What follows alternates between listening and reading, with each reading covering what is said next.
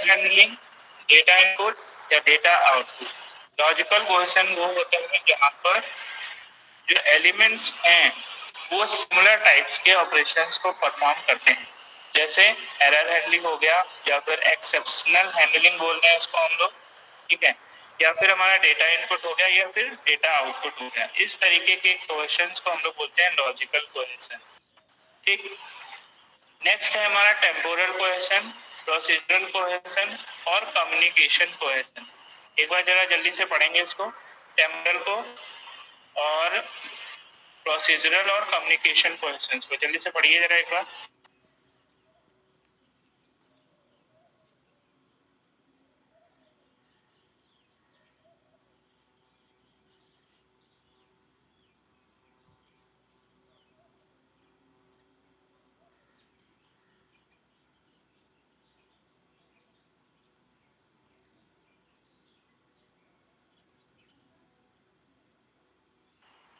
एक बार जल्दी से सब लोग पढ़ेंगे टेम्पोरल कोहेशन, प्रोसीजरल और कम्युनिकेशंस के बारे में हम डिस्कस कर देते हैं।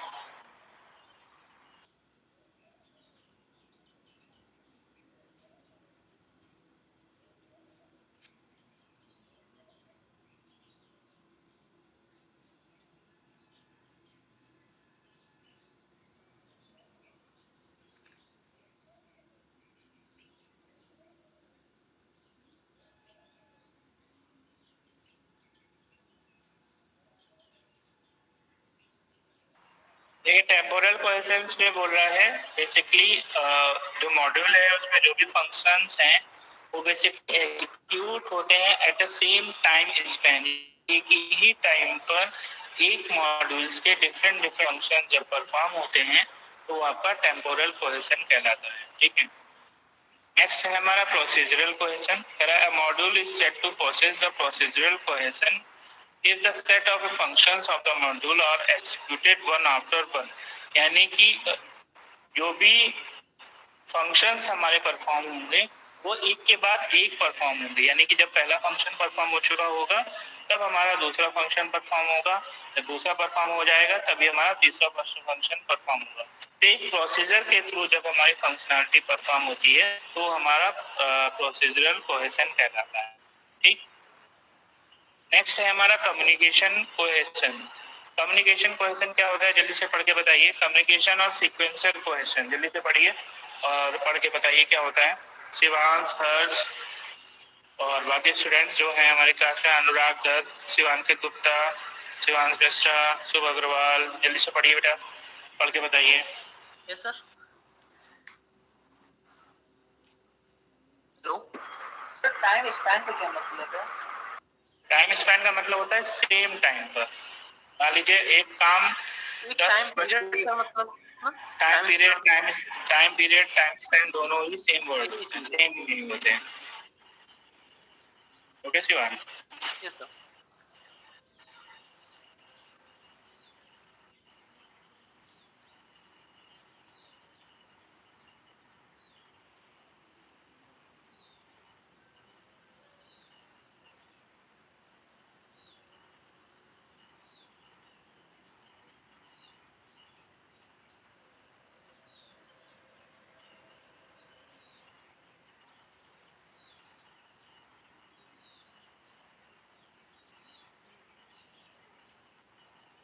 जल्दी से पढ़ के बताइए कम्युनिकेशन और सीक्वेंशियल, जल्दी से।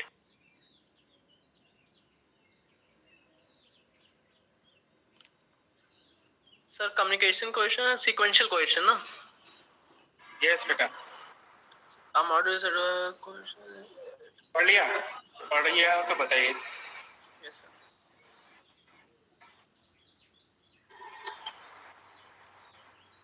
हाँ तो सर कम्युनिकेशन कोहेशन में होता है कि अगर कोई हम लोग का मॉड्यूल है जैसे कि, तो उसमें क्या कहते हैं सारे क्या कहते हैं फंक्शंस एक ही उसको मॉड्यूल अपडेट को क्या कहते हैं सेम डेटा स्ट्रक्चर में अपडेट करें हैं, रेफर करें, तो कम्युनिकेशन कोहेशन होता है। और सीक्वेंशियल कोहेशन हो जाता है एक, हाँ अगर हम लोग क्या कहते हैं डिफरेंट फंक्शन एक मॉड्यूल में एग्जीक्यूट हो रहे हैं, एक मतलब सीक्वेंस जैसे नहीं फ्रॉम 1 to 2, 2 to 3, 3 to 4, एक सीक्वेंस में हम लोग क्या हो रहा है तो उसको हम लोग सीक्वेंशियल कोहेशन कहते हैं सर।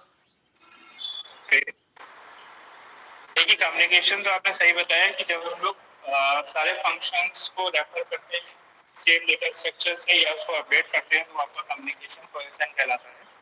सीक्वेंशियल कोहेशन में कह रहा है कि सीक्वेंशियल कोहेशन वहाँ पर होता है जहाँ पर बेसिकली जो डिफरेंट फंक्शंस हैं वो परफॉर्म हो रहे हैं सीक्वेंस में और पहले वाले का जो आउटपुट है वो दूसरे वाले के लिए इनपुट की तरीके वर्क करता है। यानी कि मान लीजिए suppose that first second third, तो पहले वाले का जो हमने एक्सक्यूट किया फंक्शन का जो आउटपुट आया वो दूसरे वाले के लिए इनपुट की तरीके वर्क कर रहा है, तो हमारा सीक्वेंशियल कोहेशन कहलाता है। सभी को समझ में आ गया जो बताया मैं? यस और नो?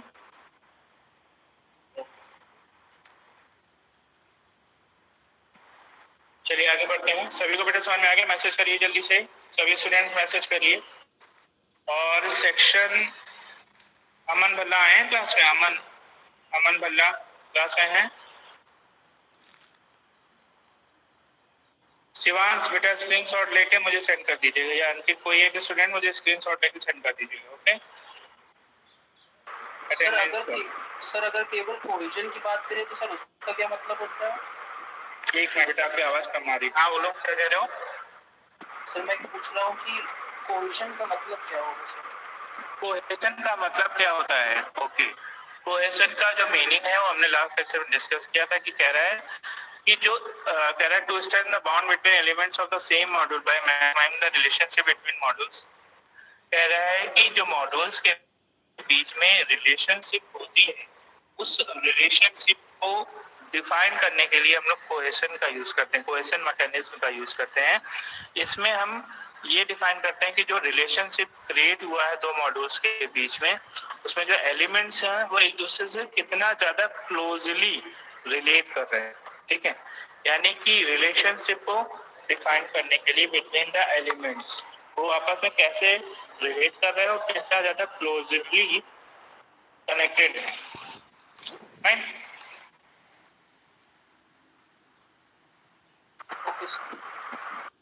ओके।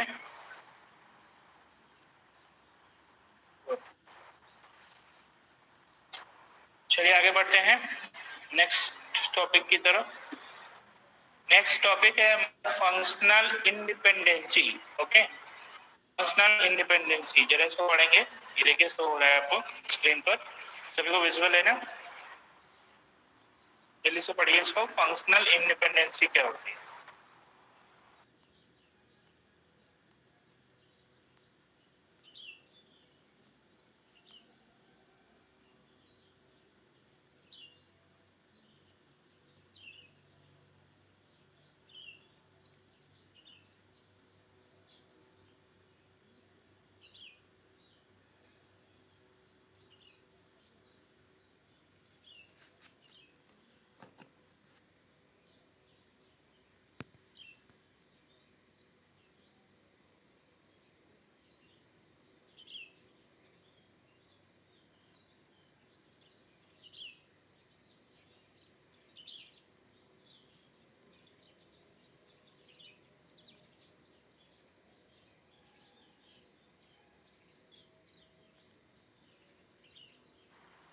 यस, कोई बताएगा इंडिपेंडेंसी का मतलब क्या होता है? Functional independency.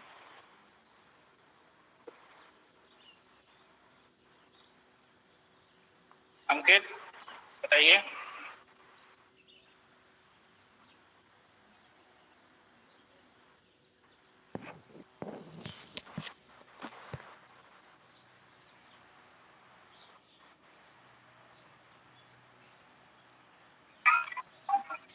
सर कोई मॉड्यूल केवल सिंगल टास्क परफॉर्म करता है और बहुत कम इंटरेक्शन अदर मॉड्यूल के साथ नीड करता है। सर इसमें तीन एडवांटेजेस है। पहला होता है एरर आइसोलेशन और दूसरा होता है स्कोप ऑफ रीयूज और तीसरा होता है अंडरस्टैंडेबिलिटी।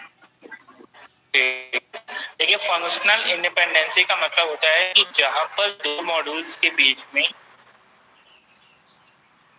इंटरकनेक्शंस तो होता है लेकिन वो बहुत ज्यादा टाइटली कपल्ड नहीं होता। जैसे अभी ऊपर पढ़ते क्या है कि एक होता है टाइटली कपल्ड, एक होता है लूजली कपल्ड।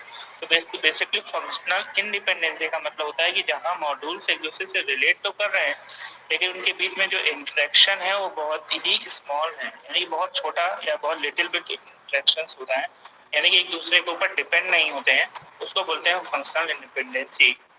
और इसके कुछ एडवांटेजेस हैं जिसमें पहला है एरर आइसोलेशन। एरर आइसोलेशन का मतलब होता है कि जब भी कोई किसी भी मॉड्यूल्स में कोई भी एरर्स एग्जिस्ट होती है तो हम उस एरर को रिजॉल्व तो करते हैं लेकिन हम उसके लिए किसी दूसरे मॉड्यूल्स के ऊपर डिपेंड नहीं होते, ठीक है। बहुत लो इंटरेक्शंस होता है बिटवीन द मॉड्यूल्स। सेकेंड है हमारा स्कोप ऑफ रीयूज, यानी कि जो भी सॉफ्टवेयर या जो भी मॉड्यूल हम डेवलप कर रहे हैं उस मॉड्यूल को हम लोग बार बार रीयूज कर सकते हैं जिससे कि हमारी जो एप्लीकेशन डेवलपमेंट है वो ज़्यादा इजियर हो जाती है। नेक्स्ट है हमारा अंडरस्टैंडेबिलिटी।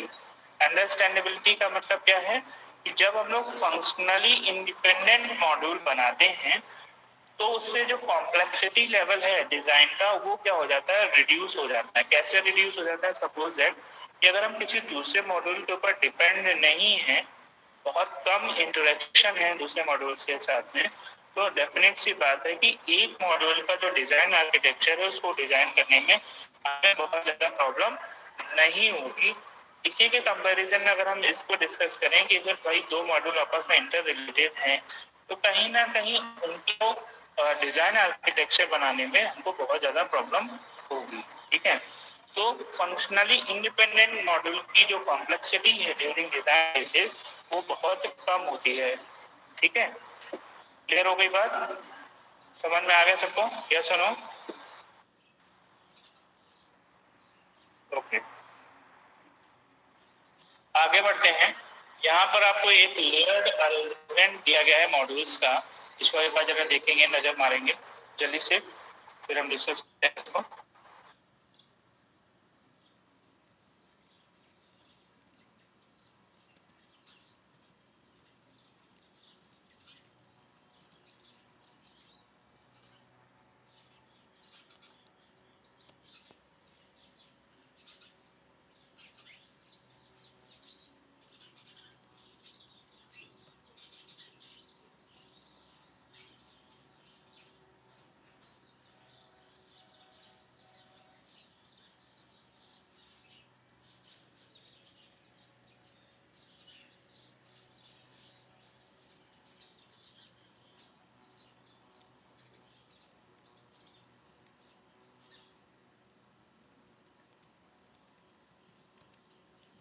देखिए, लेयर्ड जो स्ट्रक्चर डिफाइन किया गया है वो just like your tree structure, जैसे आप लोगों ने डेटा स्ट्रक्चर में ट्री पढ़ा हुआ है, पढ़ा है कि नहीं पढ़ा है? यस और नो?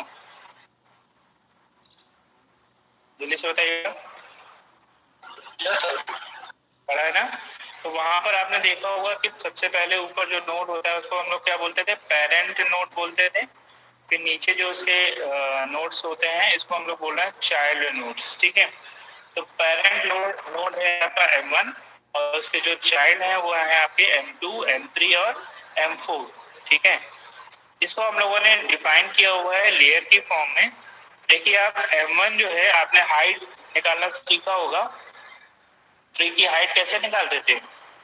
लेयर के हिसाब से, ये 0 हाइट का है, ये 1 हाइट का है, फिर ये आपका 3 हाइट का है। ऊपर से नीचे की तरफ बढ़ते थे और इसका जो लेवल है वो आपका बढ़ता रहता था, 0, 1, 2, 3, ठीक है। तो यहाँ पर भी वही लेयर टेक्सचर के थ्रू हमने लेयर को डिफाइन किया है, यानी 0, 1 और 2, ठीक है।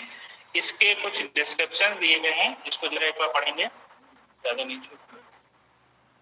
ये subordinate and super ordinate modules, ये आपके ट्री स्ट्रक्चर जो ऊपर डिफाइन किया गया उसी से रिलेटेड थोड़े छोटे छोटे पॉइंट्स हैं, इनको जल्दी से पढ़िए फिर मैं आपको डिस्क्राइब कर दूँ, okay.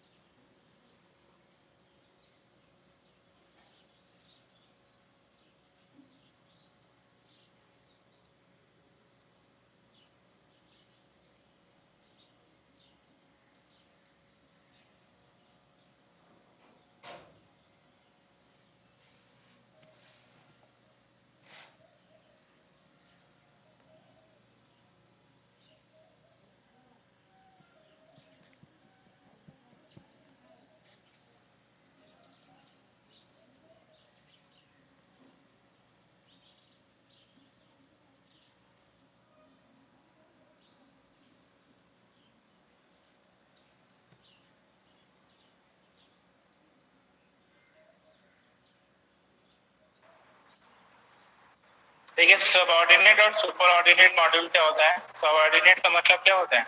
A module that controls the another module is said to be sub superordinate. ठीक, सुपर ऑर्डिनेट कौन होता है? जो दूसरे मॉड्यूल को कंट्रोल करता है। ठीक है, और जो कंट्रोल हो रहा होता है उसको हम लोग बोलते हैं सबऑर्डिनेट। ठीक है, तो इस फिगर में आप देखेंगे तो आप मुझे कि फिगर में कौन सा सुपर ऑर्डिनेट है और कौन सा सब ऑर्डिनेट है, जल्दी से देख के बताइए।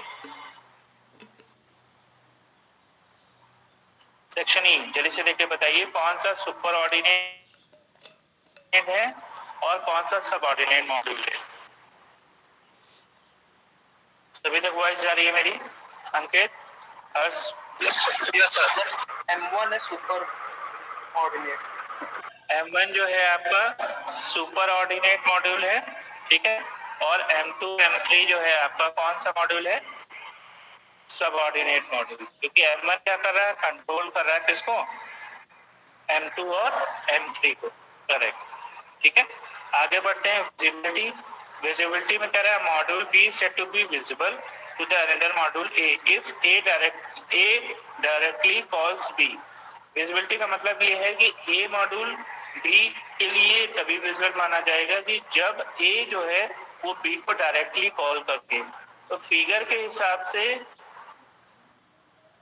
कौन सा इसको विजिबल करेगा? M1 M2 को करेगा कि M2 M को करेगा?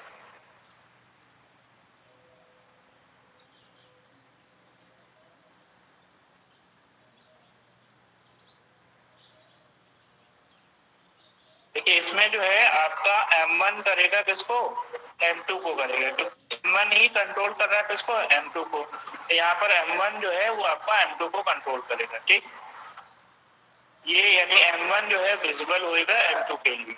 कंट्रोल एब्स्ट्रैक्शंस का मतलब होता है जहां पर हम ऊपर वाली लेयर से नीचे वाले को तो देख सकते हैं, यानी M1 देख सकता है M6 को, लेकिन M6 नहीं देख सकता M1 को।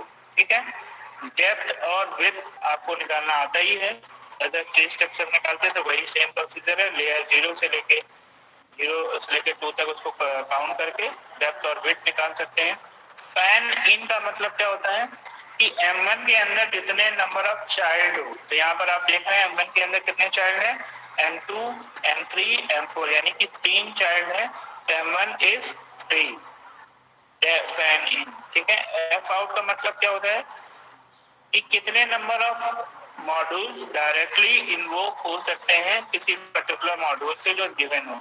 तो यहाँ अगर हम M1 की बात करें तो M1 से इन्वोक हो सकता है M2 और M3 और M4। ठीक है, यानी कि 3 मॉड्यूल्स M1 से इन्वोक हो सकते हैं, M3 से M5 इन्वोक हो सकता है और M4 से M6 इन्वोक हो सकता है। ठीक है, समझ में आ गया सभी को? यस और नो? जल्दी से बताइए बच्चे। गुड। नेक्स्ट टॉपिक है हमारा सॉफ्टवेयर क्वालिटी। एक बार जल्दी से इसको रीड करेंगे, सॉफ्टवेयर क्वालिटी को डिस्कस करते हैं हम फटाफट। और ये आज स्टूडेंट्स बीच में लेफ्ट बहुत हो रहा है, नेटवर्क इशू हो रहा है या लेफ्ट कर रहे हैं? शिवांश,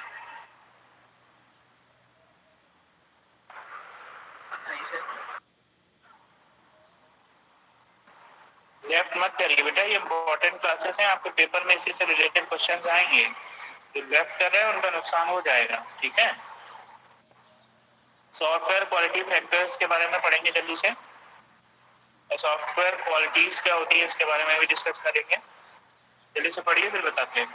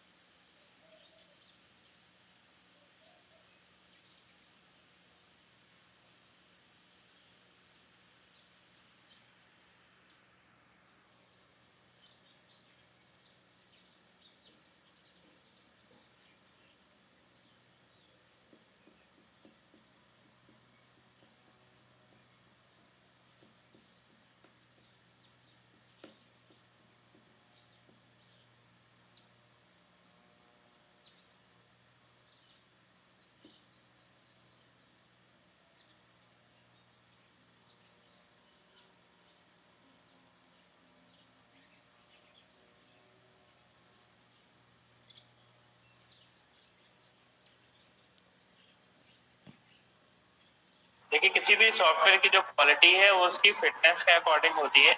एक अच्छे सॉफ्टवेयर में वो सारी ही रिक्वायरमेंट्स फुलफिल होनी चाहिए या सेटिस्फाइड होनी चाहिए जो यूजर ने दी हुई। ठीक है, तो वही यहाँ पर भी लिखा है, quality of a product is defined in terms of its fitness of a purpose, यानी कि उसकी फिटनेस के अकॉर्डिंग होती है।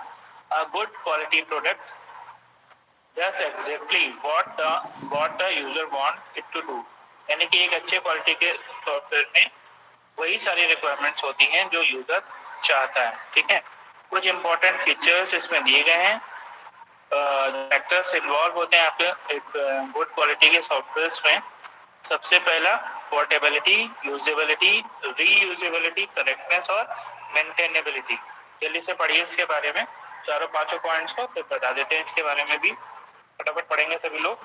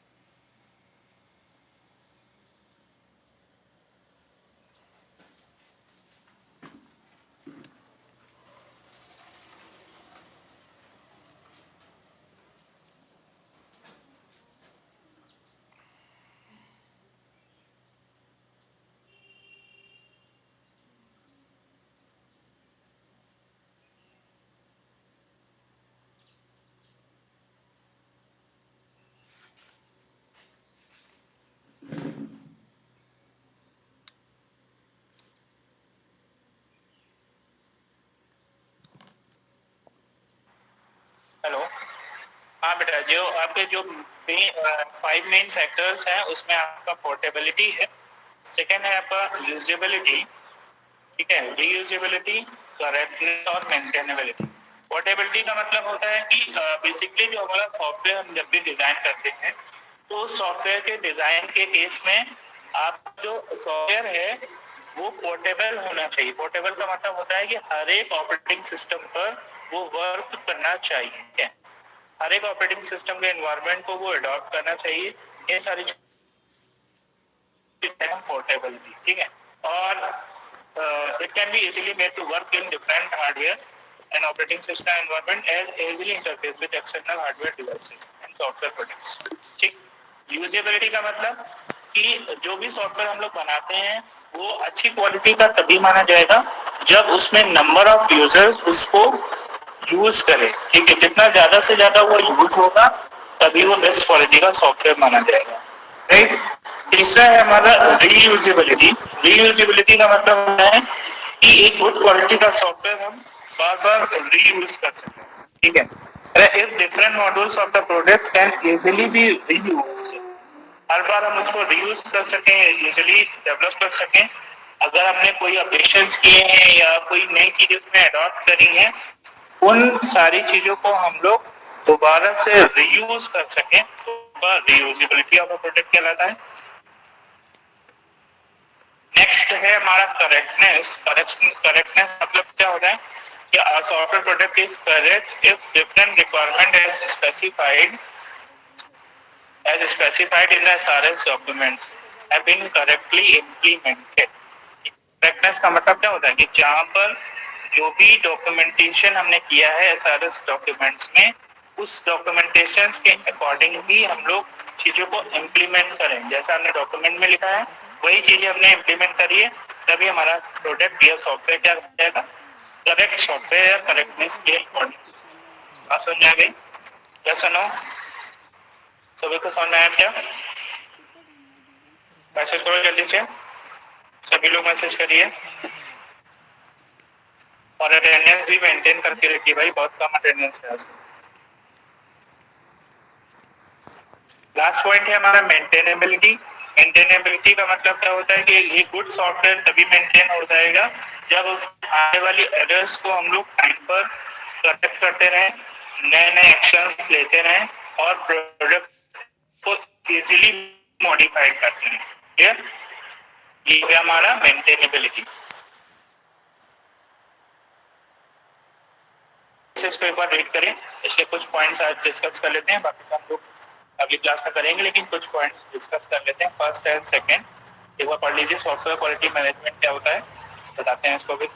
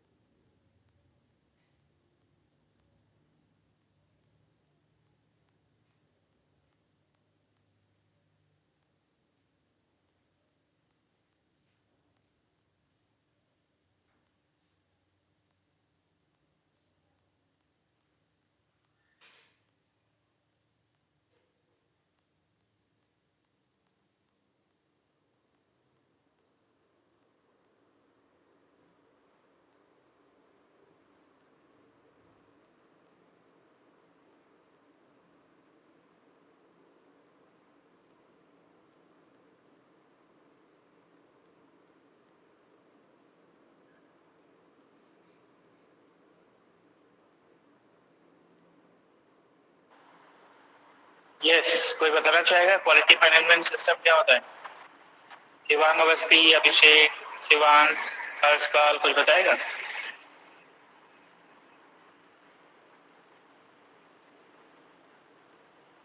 Yes sir. Shivang, quality management system बताएंगे बेटा क्या होता है, मीनिंग क्या होता है इसका? Quality management system is a principal methodology and organization so that the products. हाँ सर, क्वालिटी मैनेजमेंट सिस्टम का ये रहता है कि आप हम लोग को कोई भी क्या कहते हैं वर्क है, प्रोडक्ट है कोई भी, तो उसके क्वालिटी चेक करता है वो कि उसमें क्या क्या फॉल्ट्स हैं, क्या डिफेक्ट्स हैं। देखिए, क्वालिटी मैनेजमेंट सिस्टम का मतलब होता है कि जहाँ पर हम लोग क्वालिटी के जो भी सॉफ्टवेयर हम लोग बनाते हैं उसको क्वालिटी वाइज रिव्यू करते हैं। ठीक है, तो जब रिव्यू किया जाता है तो उसमें कुछ ना कुछ इश्यूज आते हैं। ठीक है, उनमें से कुछ इश्यूज के बारे में हमने यहाँ पर मेंशन किया हुआ है। पहला कह रहा है quality system is the responsibility of the organisation as a whole. Whole का मतलब है कि बेसिकली किसी भी सॉफ्टवेयर की जो क्वालिटी है उसकी जो रिस्पॉन्सिबिलिटी है वो ऑर्गेनाइजेशंस के ऊपर ही होती है। अगर एक क्वालिटी का सॉफ्टवेयर बनेगा तो कहीं ना कहीं ऑर्गेनाइजेशंस की ग्रोथ होगी, और अगर एक फर्स्ट क्वालिटी का सॉफ्टवेयर बनेगा तो कहीं ना कहीं ऑर्गेनाइजेशन की जो रेपुटेशन है वो मार्केट में डाउन। तो होल रिस्पॉन्सिबिलिटी किसकी है? ऑर्गेनाइजेशंस की। सेकेंड पॉइंट में कह रहा है कि quality system activities, quality system को एनालिसिस करने के लिए हम लोग इन सारी एक्टिविटीज को फॉलो अप करते हैं। पहला कह रहा है auditing, auditing of a project, audit करते हैं। कहते हैं review of the quality system, review करते हैं। फिर कह रहा है development of standard procedures and guidelines, अपने सॉफ्टवेयर को डेवलप करते हैं, सिस्टम को डेवलप करते हैं, स्टैंडर्ड को फॉलो अप करते हैं, प्रोसीजर्स को फॉलो अप करते हैं। नेक्स्ट है आपका production of a report for the top level management. जो भी प्रोडक्शंस होते हैं उसकी एक प्रॉपर रिपोर्ट जो है वो टॉप लेवल मैनेजमेंट को प्रोड्यूस करी जाती है। Next, the good quality system must be well documented.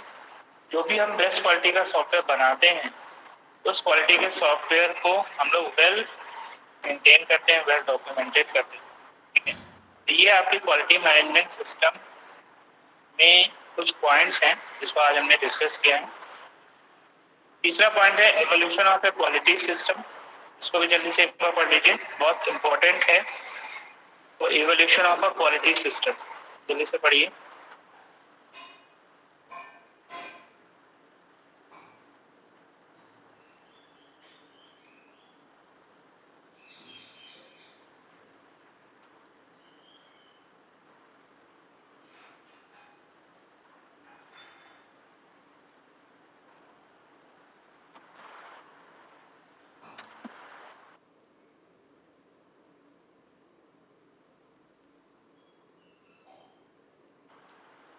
या बाकी का हम लोग नेक्स्ट क्लास में करें क्योंकि आज काफी कम स्टूडेंट्स भी हैं।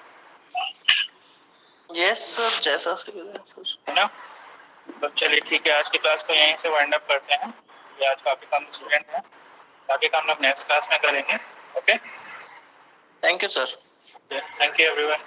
और बेटा रेगुलर रहो सभी स्टूडेंट्स, ठीक है, और नोट्स कंप्लीट करते रहो, मैं नोट्स आज सेंड कर दूंगा। Okay, thank you sir.